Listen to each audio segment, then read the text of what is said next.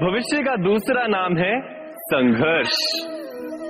हृदय में आज इच्छा होती है और यदि पूर्ण नहीं हो पाती तो हृदय भविष्य की योजना बनाता है। भविष्य में इच्छा पूर्ण होगी ऐसी कल्पना करता रहता है, किंतु जीवन ना तो भविष्य में है ना अतीत में। जीवन तो इस क्षण का नाम, अर्थात इस क्षण का अनुभव ही जीवन का अनुभव। पर हम ये जानते हुए भी इतना सा सत्य समझ नहीं पाते। या तो हम बीते हुए समय के स्मरणों को घेर कर बैठे रहते, या फिर आने वाले समय के लिए हम योजनाएं बनाते रहते हैं। और जीवन जीवन बीत जाता है।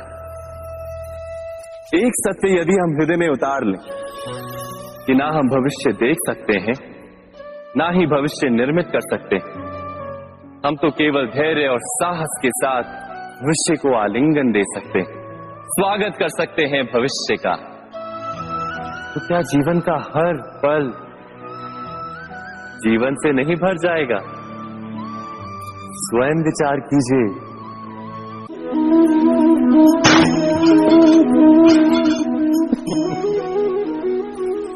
कभी कभी कोई घटना मनुष्य के जीवन की सारी योजनाओं को तोड़ देती और मनुष्य उस आघात को अपने जीवन का केंद्र मान लेता।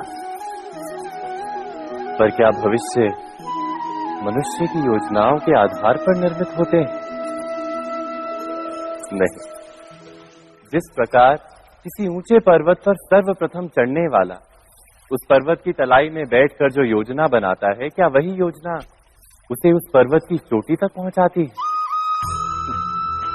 नहीं, वास्तव में वो जैसे जैसे ऊपर चढ़ता है वैसे वैसे उसे नई नई चुनौतियां, नई नई विडंबनाएं, नए नए अवरोध मिलते हैं। प्रत्येक पद पर वो अपने अगले पद का निर्णय करता है। प्रत्येक पद पर उसे अपनी योजनाओं को बदलना पड़ता है। कहीं पुरानी योजना उसे खाई में ना ढकेल दे। वो पर्वत को अपने योग्य नहीं बना पाता, केवल स्वयं को पर्वत के योग्य बना सकता है। क्या जीवन के साथ भी ऐसा ही नहीं? जब मनुष्य जीवन में किसी एक चुनौती को, एक अवरोध को अपने जीवन का केंद्र मान लेता है, अपने जीवन की गति को ही रोक देता है, तो वो अपने जीवन में सफल नहीं बन पाता और ना ही सुख और शांति प्राप्त कर पाता। अर्थात जीवन को अपने योग्य बनाने के बदले स्वयं अपने को जीवन के योग्य बनाना ही सफलता और सुख का एकमात्र मार्ग नहीं। स्वयं विचार कीजिए।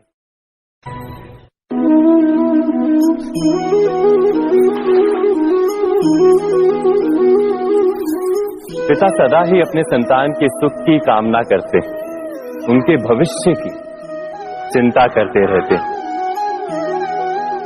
इसी कारणवश सदा ही अपने संतानों के भविष्य का मार्ग स्वयं निश्चित करने का प्रयत्न करते रहते।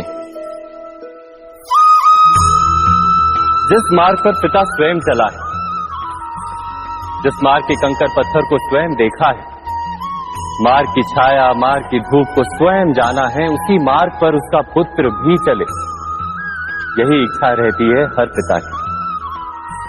निसंदेह उत्तम भावना है ये, किंतु 3 प्रश्नों के ऊपर विचार करना हम भूल ही जाते हैं। कौन से प्रश्न? प्रथम प्रश्न, क्या समय के साथ प्रत्येक मार्ग बदल नहीं जाते? क्या समय सदा ही नई चुनौतियों को लेकर नहीं आता? तो फिर बीते हुए समय के अनुभव नई पीढ़ी को किस प्रकार लाभ दे सकते हैं? दूसरा प्रश्न, क्या प्रत्येक संतान अपने माता पिता की छवि होता है? हाँ, संतानों को संस्कार तो अवश्य माता पिता देते हैं, किंतु भीतर की क्षमता तो ईश्वर देते हैं। तो जिस मार्ग पर पिता को सफलता मिली है, विश्वास है कि उसी मार्ग पर उसकी संतानों को भी सफलता और सुख प्राप्त होगा। तीसरा प्रश्न, क्या जीवन के संघर्ष और चुनौतियां लाभकारी नहीं होती?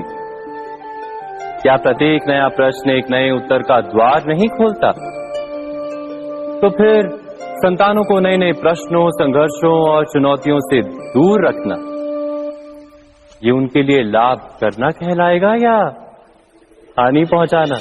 अर्थात जिस प्रकार संतान के भविष्य का निर्माण करने के बदले उसके चरित्र का निर्माण करना श्रेष्ठ है, वैसे संतानों के जीवन का मार्ग निश्चित करने के बदले उन्हें नए संघर्षों के साथ जूझने के लिए मनोबल व ज्ञान देना अधिक लाभदायक नहीं होगा?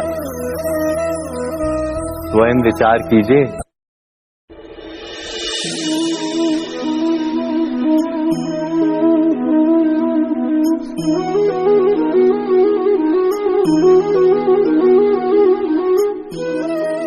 जीवन का हर क्षण निर्णय का क्षण होता है। प्रत्येक पद पर दूसरे पद के विषय में कोई निर्णय करना ही पड़ता है और निर्णय अपना प्रभाव छोड़ जाता है। आज किए गए निर्णय भविष्य में सुख अथवा दुख निर्मित करते हैं, ना केवल अपने लिए, अपने परिवार के लिए भी, आने वाली पीढ़ियों के लिए भी। जब कोई दुविधा सामने आती है तो मन व्याकुल हो जाता है, अनिश्चय से भर जाता है। निर्णय का वो क्षण युद्ध बन जाता है और मन बन जाता है युद्ध भूमि। अधिकतर निर्णय हम दुविधा का उपाय करने के लिए नहीं, केवल मन को शांत करने के लिए लेते हैं। पर क्या कोई दौड़ते हुए भोजन कर सकता है? नहीं। तो क्या युद्ध से जूझता हुआ मन कोई योग्य निर्णय ले पाएगा?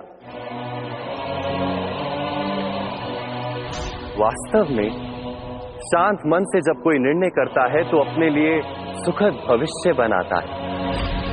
किंतु अपने मन को शांत करने के लिए जब कोई निर्णय करता है तो वो व्यक्ति भविष्य में अपने लिए कांटों भरा वृक्ष लगाता है।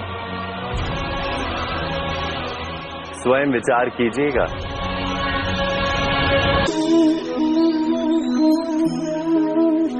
सबके जीवन में ऐसा प्रसंग अवश्य आता है कि सत्य कहने का निश्चय होता है हृदय में, किंतु मुख से सत्य निकल नहीं पाता।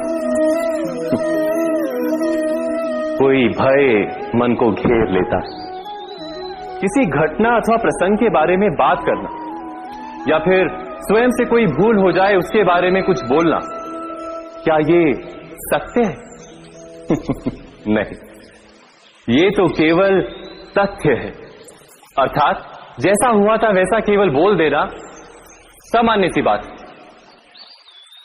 किंतु कभी कभी उस तथ्य को बोलते हुए भी भय लगता है।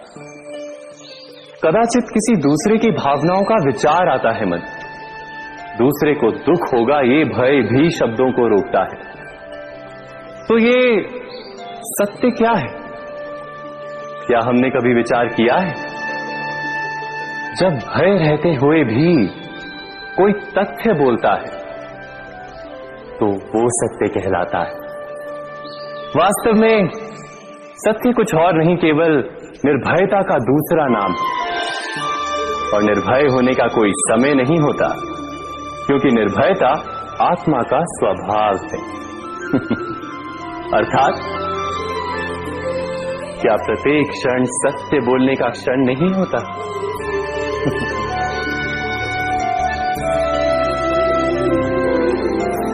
स्वयं विचार कीजिए। जीवन में आने वाले संघर्षों के लिए जब मनुष्य स्वयं को योग्य नहीं मानता, जब उसे अपने ही बल पर विश्वास नहीं रहता, तब वो सद्गुणों को त्याग कर दुर्गुणों को अपनाता है। वस्तुतः मनुष्य के जीवन में दुर्जनता जन्म ही तब लेती है जब उसके अंतर में आत्मविश्वास नहीं होता। आत्मविश्वास ही अच्छाई को धारण करता है। ये आत्मविश्वास है क्या?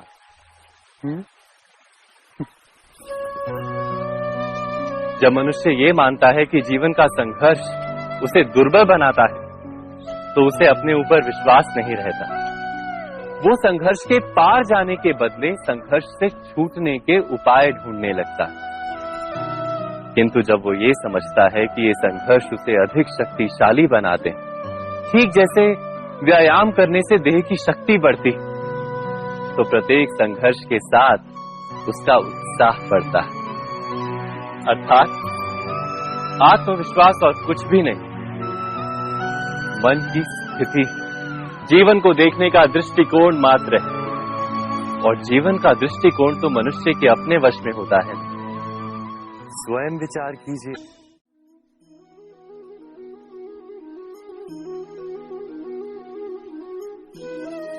ज्ञान प्राप्ति सदा ही समर्पण से होती है, ये हम सब जानते हैं।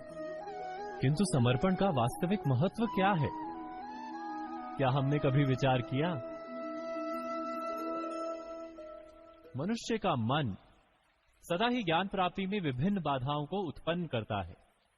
कभी किसी अन्य विद्यार्थी से ईर्ष्या हो जाती है, कभी पढ़ाए हुए पाठों पर संदेह जन्मता है, और कभी गुरु द्वारा दिया गया दंड मन को अहंकार से भर देता है। नहीं, क्या ऐसा नहीं होता? न जाने कैसे कैसे विचार मन को भटकाते हैं, और मन की इसी अयोग्य स्थिति के कारण हम ज्ञान प्राप्त नहीं कर पाते। मन की योग्य स्थिति केवल समर्पण से निर्मित होती है। समर्पण मनुष्य के अहंकार का नाश करता है। ईर्ष्या, महत्वाकांक्षा आदि भावनाओं को दूर कर हृदय को शांत करता है और मन को एकाग्र करता है। वास्तव में ईश्वर की सृष्टि में ना ज्ञान की मर्यादा है, ना ज्ञानियों की। गुरु दत्तात्रेय ने तो गाय और श्वान से भी ज्ञान प्राप्त कर लिया था। अर्थात विषय ब्रह्म ज्ञान का हो, या जीवन के ज्ञान का, या गुरुकुल में प्राप्त होने वाले ज्ञान का, उसकी प्राप्ति के लिए गुरु से अधिक महत्व है उस गुरु के प्रति हमारा समर्पण। क्या ये सत्य नहीं? स्वयं विचार